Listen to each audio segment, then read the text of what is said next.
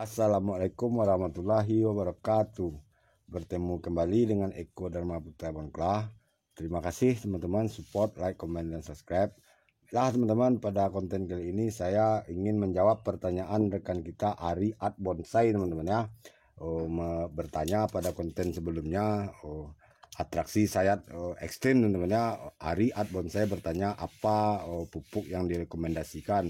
Baiklah teman-teman sekalian, dengan bahan ini terjadi masalah ketidaksuburan teman-teman ya, dan saya akan memberi pupuk teman-teman ya untuk membuat bahan ini sedikit lebih subur. Karena ini teman-teman terlihat ini daunnya kerdil teman-teman. Kerdil ini bukan karena saya sayat teman-teman ya, ini kerdil karena tidak subur. Ini otomatis kerdil teman-teman ya.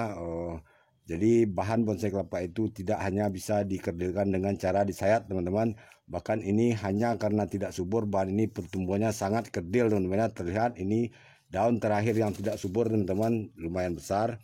Tidak saya sayat teman-teman ya. Ini pertumbuhannya sangat kerdil teman-teman ya. Bertambah lagi dengan daun terbarunya sangat kerdil, lebih kerdil lagi teman-teman ya.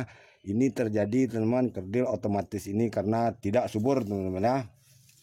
Ini tidak subur teman-teman karena efek pernis dan terjadi pembusukan isi batok teman-teman ya. Bisa kita lihat teman-teman isi batoknya. Ini batok sudah nyaring teman-teman ya, dan saya hanya mempertahankan batok ini supaya tidak terlepas dengan meninggalkan beberapa sabut, sedikit sabut di bawah ini teman-teman. Terlihat ini. Namun ini karena dia terjadi pembusukan isi batok, mau tak mau ini wajib kita lepas teman-teman ya untuk menyelamatkan bahan bonsai ini, dan sekalian kita memberi pupuk teman-teman untuk penyuburannya kembali.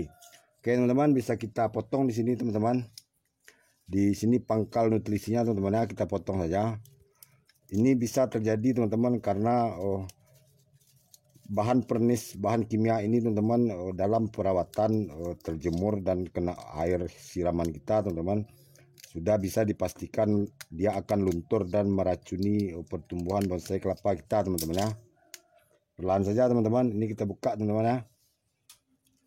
Dan saya menyimpulkan inilah penyebabnya bahan bonsai kelapa ini terjadi masalah ketidaksuburannya teman-teman. Kita lihat isi batoknya di dalam teman-teman ya.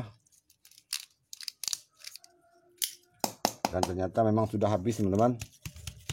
Sudah sangat habis.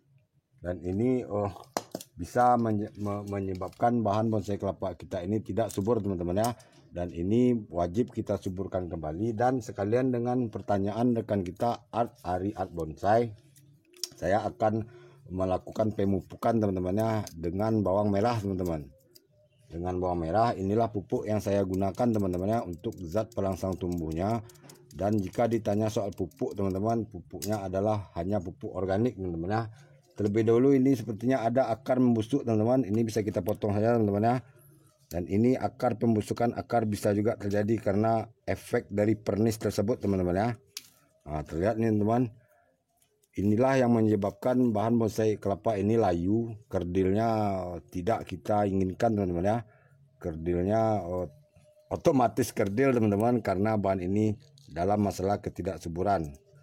Oke teman-teman, kita potong sampai kandas nih teman. Sepertinya di sini tidak lagi busuk, dan kita oleskan bawang merah teman-teman ya untuk zat perangsang tumbuh akar kembali teman-teman ya. Dan sekalian kita oleskan pada seluruh pangkal batang pelepah ini teman-teman, pada pangkal-pangkal batang ini teman-teman, agar merangsang pertumbuhan akar yang baru teman-teman ya.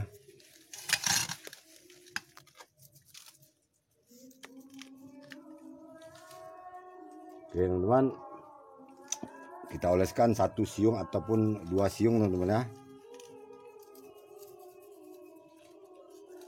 ke seluruh pangkal batang ini teman-teman, dan akar-akar yang tersisa teman-teman ya. Dan ini akar yang tersisa ini teman-teman wajib kita lindungi teman-teman ya. Ini belum bisa kita ekspos karena akar masih dalam masalah teman-teman ya. Ini kita oleskan seluruhnya teman-teman.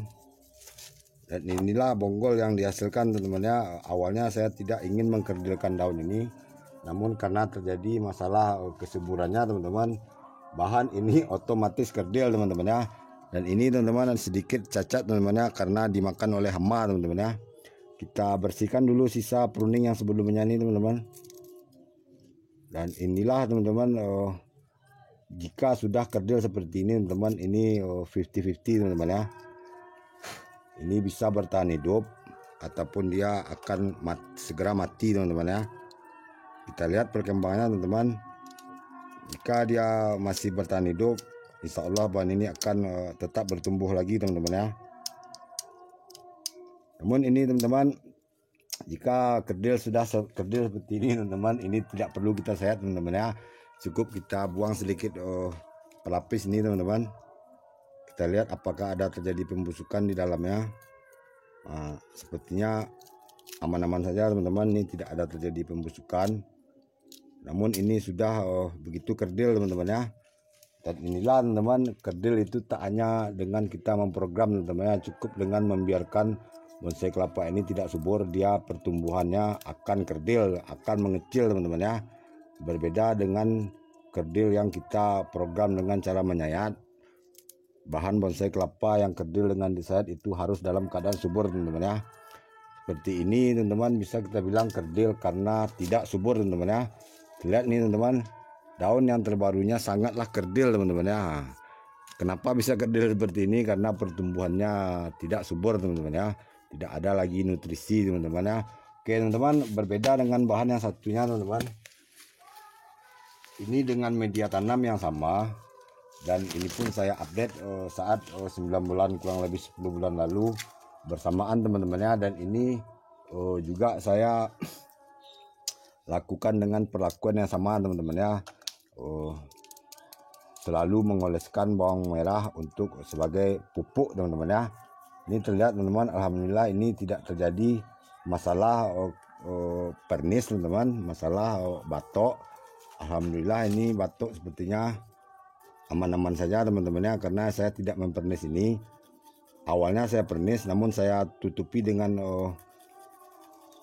cat berbahan air ini teman-teman ya. Dan alhamdulillah sepertinya dia tidak teracuni oleh pernis yang kita pernis di batok ya teman-teman.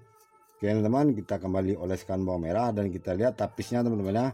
Ini sebenarnya masih saya ground teman-teman ya. Ini hanya untuk konten, saya buka akarnya teman-teman karena berhubung durasi teman-teman ya. Oke teman, kita lihat ini beberapa waktu lalu juga saya sayat dan ini sepertinya sudah bisa kita lepas ikatannya teman-teman. Sepertinya sudah cukup kuat teman-teman, dan kita lihat teman-teman ya, perkembangan tapis terbarunya ini sepertinya belum bisa terlalu kita sayat. Cukup kita beri renggang seperti ini teman-teman, dan kita kopek saja sedikit tapis di atas ini agar pucuk terbaru ini lebih cepat mengembang teman-teman ya. Namun tak perlu kita sayat hingga ke dasar saat ini teman-teman ya.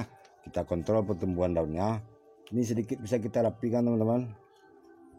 Ini saya perlakukan sayat ekstrim teman-teman, namun dia dalam keadaan subur teman-teman ya. Berbeda dengan gading oranye tersebut, itu belum bisa kita lakukan sayat ekstrim karena pertumbuhannya yang kerdil karena tidak subur teman-teman.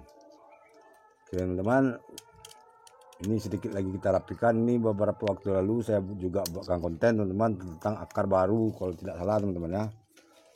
Ini sudah bisa kita rapikan teman-teman, sayatan ekstrimnya teman-teman. Kita rapikan teman-teman. Oke teman-teman, cukup sekian dulu konten kali ini. Terima kasih pertanyaannya rekan kita Ari Art Bonsai tentang pupuk yang saya gunakan teman-teman ya. Dan saya tidak menggunakan pupuk apapun teman-teman ya selain pupuk organik dan bawang merah tersebut teman-teman. Terima kasih pertanyaannya. Sampai bertemu lagi pada konten selanjutnya. Assalamualaikum warahmatullahi wabarakatuh.